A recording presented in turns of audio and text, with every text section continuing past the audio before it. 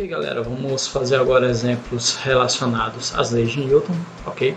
Então vamos saber identificar quais delas nós iremos utilizar para a resposta de cada exemplo, ok?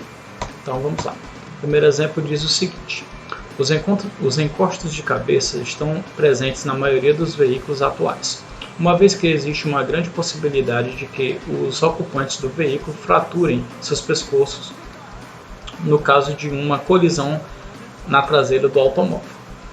O princípio físico capaz de explicar a necessidade dos encostos de cabeça é o A. Então, lembrando, nós temos três leis. Então, primeiro princípio da inércia, segundo princípio fundamental da dinâmica, e o terceiro princípio da ação e reação, certo? As alternativas aí dizem então: primeira lei de Newton, que é o princípio da inércia; segunda lei de Newton, que é o princípio da ação princípio fundamental da dinâmica; terceira lei da ação e reação, teorema de empuxo e equilíbrio de forças. Então, como é que te responde questões assim? Primeiro, a gente tem que saber qual é o assunto, certo? Então, no caso, como estamos falando de leis de Newton, já descartamos a letra D e a letra E.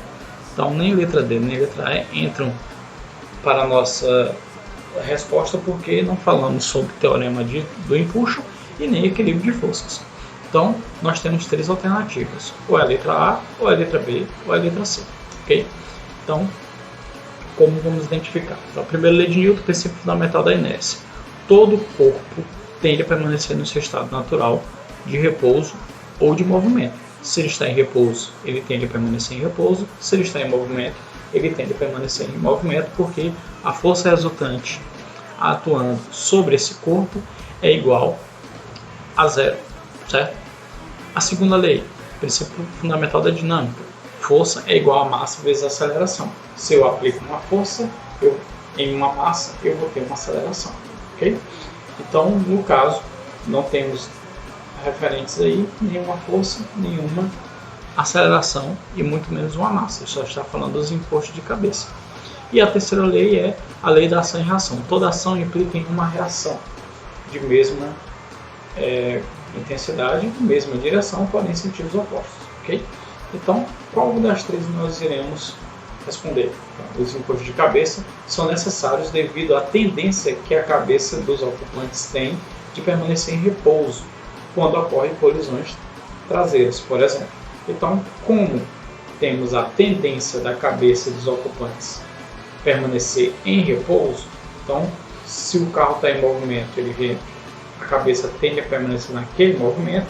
Se ela está em repouso, ela tende a permanecer naquele estado natural. Então, como está em repouso e ela tende a permanecer naquele estado de repouso, nós então respondemos a letra A, primeira lei de Newton, ok? Segundo exemplo, questão do Enem. Durante uma faxina, a mãe pediu que o filho a ajudasse, deslocando um móvel para mudá-lo de lugar.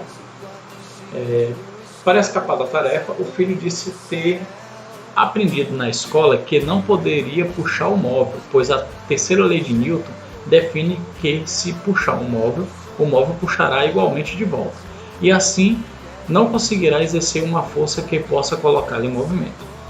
Qual argumento a mãe utilizará para apontar o erro de interpretação do garoto? Letra A: a força de ação é aquela exercida pelo garoto. Letra B: a força resultante sobre o móvel é sempre nula. Letra C: as forças que o chão exerce sobre o garoto se anulam. Letra D: a força de ação é um pouco maior que a força de reação. E a letra E: o par de forças de ação e reação não atuam no mesmo corpo. Então vamos lá. Vamos relembrar então quais são as... A gente já pode ter então aí, no caso, a ideia de que estamos falando da terceira lei de Newton, né? Então ele falou aqui, ó, o filho disse ter aprendido na escola sobre a terceira lei de Newton, né? Então ele usou esse argumento para poder não efetuar a tarefa, certo? Só que a mãe argumentou de forma correta um erro dele. Qual seria então? Então, lembrando, nas três leis de Newton, Na terceira lei de Newton,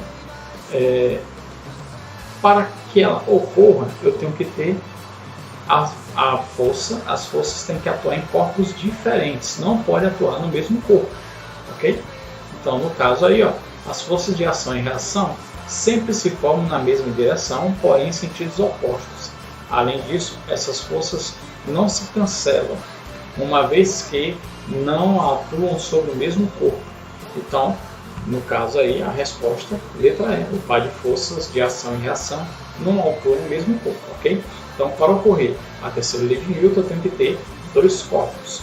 A terceira lei não atua em apenas um corpo, ela atua em dois corpos, certo?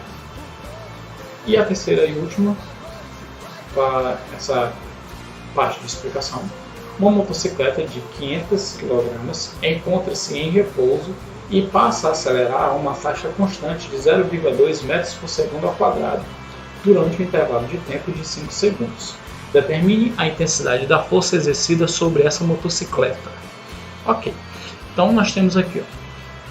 Então aqui nós temos as alternativas, certo? Então o que nós temos aqui? Uma motocicleta de massa 500 kg encontra-se em repouso e passa a acelerar a uma taxa constante de 0,2 metros por segundo ao quadrado durante um intervalo de tempo de 5 segundos.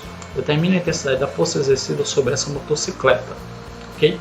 Bem, nós temos aí então a utilização da segunda lei de Newton, o princípio fundamental da dinâmica, dizendo que força é igual a massa vezes a aceleração. Então ele já fornece no enunciado a massa da motocicleta, 500 kg, e a aceleração que ela está desenvolvendo, 0,2 metros por segundo ao quadrado. O tempo que ele fornece aqui é só para dizer quanto tempo essa aceleração está exercendo sobre esta motocicleta, ok? Então, nesse intervalo de tempo é que vamos calcular a força. Esse intervalo de tempo não vai entrar no nosso cálculo, ok? Então, a gente vai utilizar a seguinte situação. Para resolvermos esse exercício, basta levarmos em conta a massa e a aceleração do corpo, certo? Não vamos utilizar o tempo, porque a força não depende do tempo. A força vai depender da massa e da aceleração, ok? Então, minha força resultante é igual à massa do corpo vezes a sua aceleração. A massa, 500 kg, e a aceleração, 0,2 metros por segundo ao quadrado.